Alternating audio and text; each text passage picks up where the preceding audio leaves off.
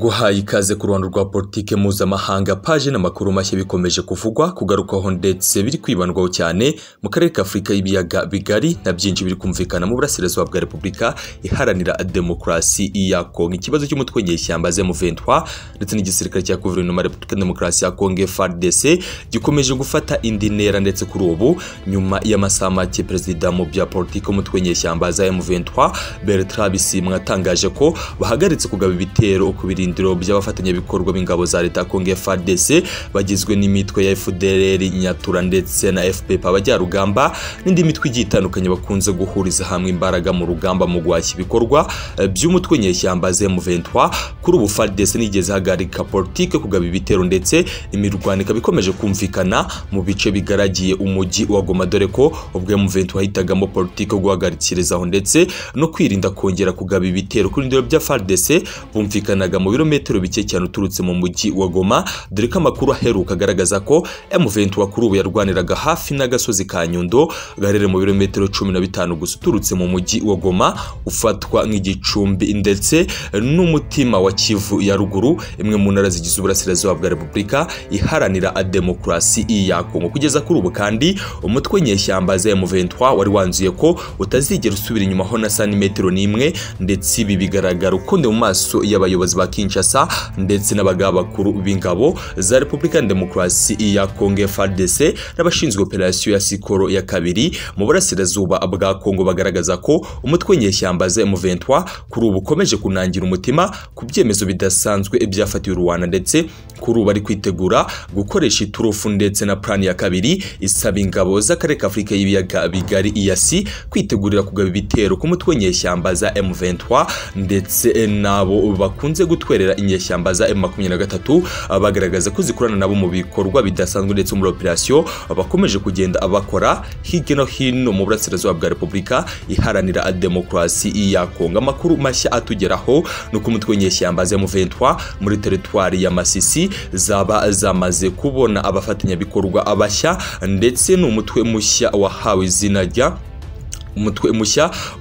rya Fighters Movement, ikaba wiyemeje guhuriza hamwe imbaraga n'umutwe nyeshyamba za M23 mu kuba babarindiye ibirindiro ndetse mu kuba barinze ibice byinshi bigiye bitandukanye, aho umutwe wa FFM Freedom Fighters Movement uyoboye imbere na General Mugabo Moise wemeye kurindira ndetse no gufatanyiriza hamwe n'umutwe w'inyeshyamba za M23 kuko politike ndetse n'ibyo barwanira bisa no guharanira uburenganzira bw'abakongomani bakoresha ururimi rw'ikinyarwanda babarizwa muri community ndetse n'imiryango migari izwi nka Rwanda Phone. N'abakongomani bakoresha ururimi rw'ikinyarwanda bakomeje kugaragaza ko kugeza kuri ubu ndetse maginga biteguye cyane guharanira uburenganzira bwabo ndetse no guharanira icyitwa icyabo cyose mu burasirazuba bwa Kongo, mu gihe politike ya Kinshasa ndetse n'abashinzwe operation mu majyaruguru ndetse n'ibindi bigiye bitandukanye muri Kivu ruguru, Kivu y'epfo ndetse na Ituri badahagarika ibikorwa byabo by'ubugizi bwa nabi. Kugeza kuri ubu kandi nyuma y'uko inyeshyamba za M23 zibonye abaziyungaho n'umutwe udasanzwe watangijwe muri Mata uyu mwaka, mu gihe inyeshyamba za M23 nabwo zari zarahagaritse kugaba ibitero ku birindiro bya FARDC, gusa n'ubundi byaje gukurikirwa ibindi bitero bidasanzwe byagiye byumvikana bituma inyeshyamba za M23 zibasha kwegukana ibice byinshi ndetse bitandukanye muri politiki idasanzwe ndetse mu gushaka uko baharanira amahoro ndetse n'umutekano mu bice byose bagerageje kwigarurira mu burasirazuba bwa Repubulika ya Demokarasi ya Kongo. Ingabo za leta ya Kongo FARDC ndetse n'abayobozi ba Kinshasa bakomeje kwikura mu biganiro ndetse kuri uyu munsi wa tariki 28 z'ukwezi k'Ugushyingo nibwo igihe kigeze ngo umutwe nyeshyamba za M23 n'ubundi Nairobi hongera habera ibindi biganiro bidasanzwe byiga ku mpamvu y'umutekano muke mu burasirazuba bwa Kongo ndetse n'impamvu yizamuka ya politike ndetse n'imvugo mbi hagati ya Repubulika Demokarasi ya Kongo n'igihugu cy'u Rwanda, aho benshi mu basesenguzi mu bya politike ndetse n'intambara bagaragaza ko umutwe nyeshyamba za M23 ari wo ntandaro y'ibibazo politike hagati y'igihugu cy'u Rwanda ndetse na Repubulika Demokarasi ya Kongo, mu gihe abayobozi bakuru mu nzego nkuru z'ubuyobozi mu Rwanda harimo Perezida Paul Kagame ndetse n'abavugizi ba guverinoma ndetse na Minisitiri w'Ububanyi n'Amahanga ushinzwe n'ubutwererane Dr Vincent Biruta bagiye bagaragaza ko FDLR aricyo kibazo y'uburasirazuba bwa Kongo ndetse ari naryo zingiro ry'ibibazo ndetse n'imvugo politiki hagati y'ibihugu bibiri byombi bituranye, aho bagaragaza ko guverinoma ya Kongo ikomeje gutera inkunga mu buryo bugaragara ndetse bufatika umutwe w'inyeshyamba za FDLR, ibyo abayobozi ba FARDC ndetse n'abayobozi ba Kinshasa bakomeza guhakana umunsi ku munsi. Kugeza kuri ubu kandi ibibazo politiki ndetse n'intambara bikomeje kwibasira uburasirazuba bwa Kongo, bikomeje gutuma abatari bake benshi mu bakongomani bahunga ndetse bashyira uturago n'ibindi biboroheye ku rutugu ubundi bagakiza amaguru, nyuma y'iko imirwano kubenje kugenda ibica bigacika mu bice bigiye bitandukanye. Ndetse kuri umutwe nyeshyamba za M23 ukaba ugaragaza ko mu gihe igisirikare cya Kongo FARDC kizongera gushyira mu ngiro politike yo kugerageza kugaba ibitero ku bice byose bari kugenzura. Ikizakurikira bagaragaza ko iyi politiki idasanzwe y'ingabo za leta ya Kongo n'ubundi itazigera na hato iba nziza ku byerekeye kuba ikibazo cy'umutekano muke mu burasirazuba bwa Kongo, ikibazo kirambye cyane ndetse kimaze ibinyecumi by'imyaka kirangira mu ibi bice byose bigize intara y'Ituri, Kivu y'Epfo ndetse na Kivu ya Ruguru. Kugeza kuri ubu kandi umutwe nyeshyamba za M23 ukomeje gufata iya mbere ndetse kumeje kuza ku ruhembe rw'imitwe yose ndetse isaga gati 150 igize uburasirazuba bwa Kongo, ikomeje kubarwa ko ikomeje guhungabanyiriza umutekano guverinoma ya Kongo ndetse n'ibindi bice bigiye bitandukanye. Baragaragaza ko ibikorwa by'umutwe nyeshyamba za M23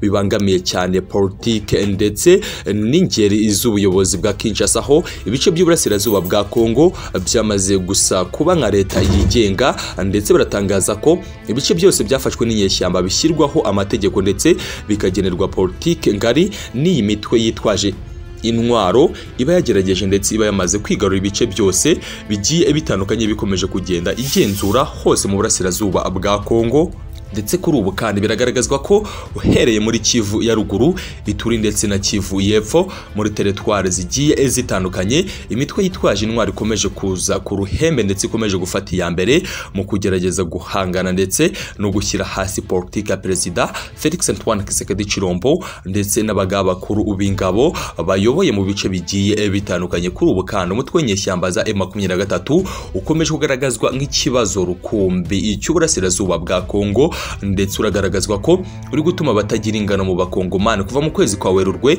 n'abasaga hagati y'ibihumbi 280 bamaze gusiga ibyabo nyuma y'imirwano ikomeye cyane, ndetse ibyangijwe nabyo bikomeza kwiyongera agaciro umunsi ku munsi, mu gihe ingabo za leta Kongo FARDC zamaze gutsindwa urugamba rw'amasasu zananiranye mu bijyanye na politike ndetse na diplomasi. Kuri ubu kandi bakakomeje kwegereza hafi ibikoresho bigezweho by'intambara Goma, ndetse n'ingabo z'akarere zitegura kwita zitangira kugaba ibitero bikomeye ku birindiro by'inyeshyamba za M23, mu gihe baba baramaze kunangira kuri politike yo gusubizwa inyuma ndetse na politiki idasanzwe yo kugerageza guhangana n'ibitero byose by'imitwe yitwaje intwari ikomeje gushinzwa guhangara ndetse no gushyira hasi umutekano w'uburasirazuba bwa Repubulika Iharanira Demokarasi ya Kongo muri rusange.